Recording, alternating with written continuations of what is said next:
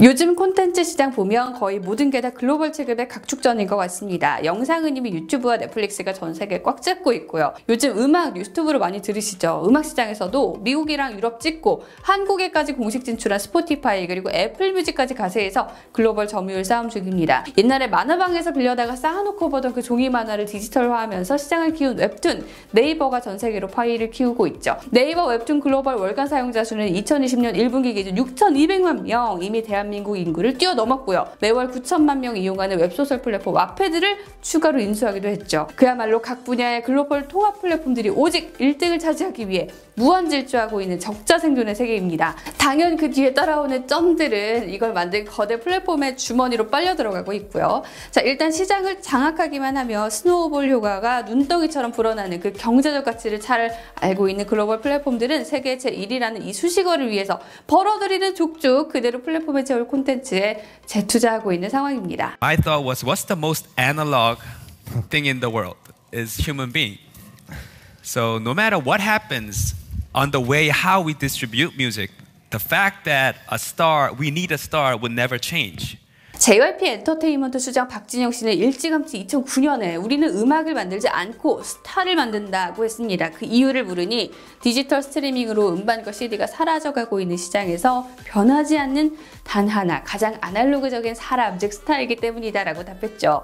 미래를 내다본 정말 인사이트 있는 말이 아니었나 싶은데요. JYP의 트와이스, YG의 블랙핑크, 그리고 빅히트의 BTS라는 스타는 수많은 사람들을 열광시키고 있고 관련 비즈니스 또한 활발하게 확장하고 있죠. BTS 아미 파워로 갤럭시 BTS 에디션 완판! 전 세계적으로 Black Lives Matters라는 캠페인이 만들어지는 등 이들의 숨결이 스치기만 해도 대박이 나는 날들이 이어지고 있습니다. 스타는 그야말로 살아 숨쉬는 대박 콘텐츠의 셈이고요. 잘 키운 BTS가 빅히트 엔터테인먼트를 시총 8조의 회사로 키운 것처럼 머니 파워도 강력하죠. 즉 스타라는 살아있는 콘텐츠는 그들이 만든 콘텐츠가 카세트 테이프와 반듯하게 인쇄된 사진에서 CD로 대체되고 다시 디지털 음원, 온라인 게임, 피규어로 이동해도 여전히 건재합니다. 스타라는 콘텐츠가 존재하는 한 그들이 가진 IP가 다른 비즈니스 영역으로 무한 확장할 수 있다는 뜻이고요. 지난 2020년 상반기 빅히트 매출 48%가 음반이나 콘서트 광고 수익이 아닌 오리지널 IP에서 뻗어나온 MD, 라이선싱, 영화, 출판물, 교육, 웹툰, 게임 등에서 왔습니다. 블랙핑크도 교통카드, 티셔츠, 모자, 피규어까지 BM을 확장하면서 소속사가 유니버셜 산하 머천다이징 기업이죠. 브라바도와 라이선스를 체결하기도 했고요. 중요한 건 영상이나 음악, 웹툰 같은 다른 콘텐츠의 영역처럼 BTS나 블랙핑크의 팬덤도 글로벌로 생기고 있다는 겁니다. 당장 BTS는 빌보드 핫백 차트 1위는 물론 그래미 어워즈 수상 가능성까지 솔솔 이야기 나오고 있고요. 블랙핑크 유튜브 구독자 수 5,680만 명입니다. 빅히트 엔터의 2019년 매출비 중에서 국내가 차지하는 게 25%고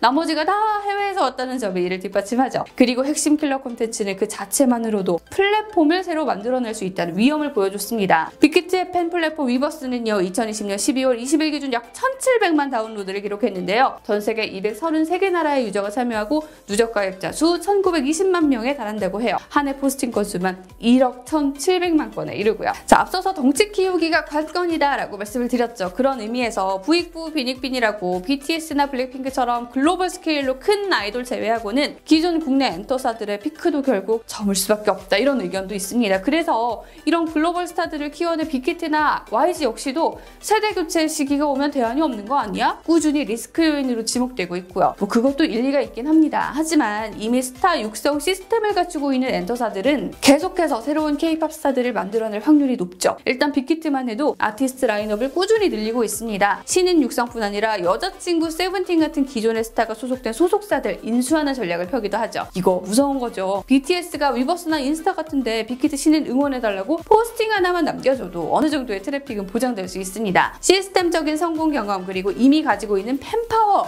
즉 바닥 트래픽이 있기 때문에 국내만 보더라도 콘텐츠 명관을 계속해서 스타들을 만들어내왔죠. SM 이수만 선생님, H.O.T, 동방신기, 샤이니, 엑소 성공시키고 JYP의 진영 사장님, 원더걸스, 트와이스 등을 계속 배출하는 것만 봐도 알 수가 있죠. 빅히트도 이미 일본에 곧바로 진출할 다국적 보이그룹 공개를 앞두고 있고요. 세계적 음반사 UMG 소속 아티스트들까지도 위버스 품 안으로 끌어안는 작업을 하고 있습니다. 자, 이런 배경을 좀 살펴보고 나서 네이버가 빅히트의 자회사 BNX에 4천여억 원을 투자하고 동시에 BNX가 네이버의 팬 커뮤니티 플랫폼 브이라이브 사업부를 양수해서 빅히트 팬 플랫폼이 위버스와 통합 플랫폼을 구축하기로 했다, 이 뉴스를 보면 그 소감이 남다를 수밖에 없습니다. 같은 날 빅히트는요, BNX를 통해 YG 계열사인 YG YG+에도 약 700억을 투자하는 결정을 내렸고 역시나 전략적 사업 제휴 관계를 강화하기 위해서다라고 밝혔죠. 복잡한 공시를 정리해보자면 위버스와 브이라이브가 합해져서 거대 K-팝 플랫폼으로 통합된 것이고 빅히트와 네이버가 혈맹을 맺은 것이나 마찬가지죠. 빅히트가 YG+에 투자하면서 향후 5년간 빅히트와 그 계열사 음반, 음원 유통을 맡기로 했다고 하는데요. YG 소속 아티스트를 위버스 플랫폼에 공급하는 그림도 나올 것 같고요. 하지만 YG의 경우 2대 주주가 이미 네이버인 상황이라서 표면적으로 삼각동맹이어도 결국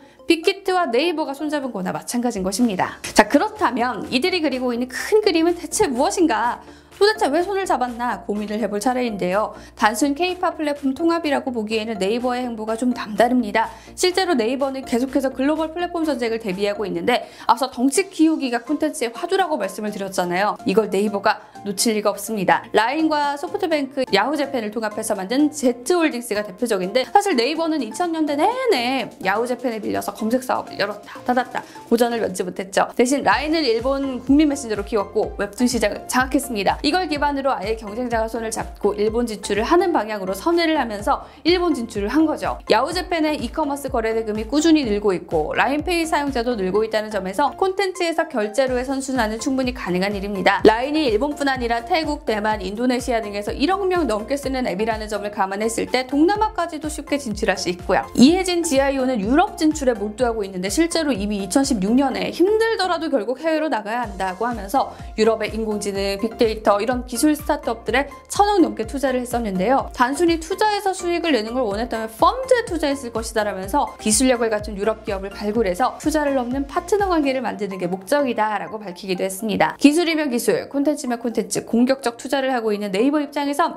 글로벌 플랫폼 전쟁을 위해서 여러 IP가 필수적이었고 박진영 씨가 말한 것처럼 절대 사라지지 않는 아날로그의 콘텐츠 스타라는 IP는 매력적일 수밖에 없었죠. 스타라는 IP를 키워낼 엔터사의 시스템이 필요했던 거고요. SM에도 YG에도 1000억 단위로 투자를 해온 데 이어 글로벌 탑을 찍어버린 빅히트와 피를 섞는 제안을 한 겁니다. 자, 네이버는 그렇다고 쳐도 그럼 빅히트는 어떤 실익이 있어서 네이버랑 피를 섞었는지 궁금해지는데요. 사실 IPO 할 때 비교 기업으로 네이버를 내세우면서 네이버를 따라잡겠다는 묘한 뉘앙스를 풍겼던 터라 더 의문이 생깁니다. 사실 엔터사는 스타라는 IP를 가지고 있고 앞서 살펴보셨듯이 새로운 스타를 만들어낼 수 있는 시스템적 역량도 있지만요. 문제는 코로나로 대면이 막혀버린 요즘 비대면에서도 승부를 볼 수 있는 IT 역량을 갖추는 게 꼭 필요한 상황이라는 거죠. 그런 면에서 네이버 같은 한국말로 회의를 할 수 있는 그런 거대 글로벌 IT 플랫폼과 피를 섞는다는 거는 든든한 아군 하나를 두는 셈이죠. 실제로 네이버 브이라이브는요, 해외 이용자 비율이 85%,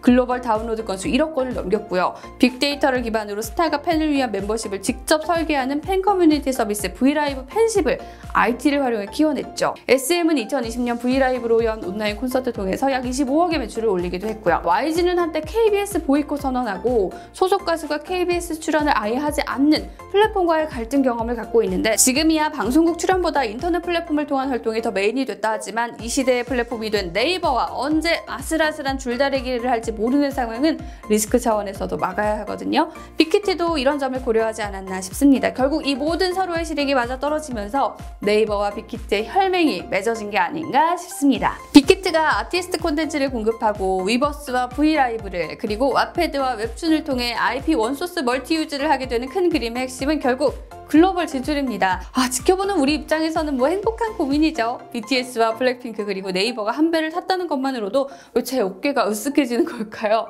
자, 글로벌 콘텐츠 시장에서 이미 너무나 큰 빅스타 두 팀을 보유한 것도 모자라서 이제 국내 최대 IT 기업이 든든하게 이 스타들을 지켜주는 모양이 됐으니 더 든든해지네요. 대한민국은 좁다! 글로벌로 가자!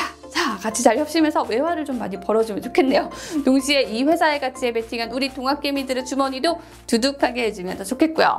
여기까지 말씀드리고 나니 저 역시도 막 글로벌로 가고 싶다는 생각이 막 들긴 하지만 일단 전 한국에서나 잘하는 걸로 마무리하겠습니다. 이 세 회사의 혈맹이 어느 회사의 가치를 끌어올려 줄까요? 혹시 주주분들이 계시다면 많은 인사이트 더해주시면 더 감사하겠습니다. 그리고 구독자 10,000명 감사합니다.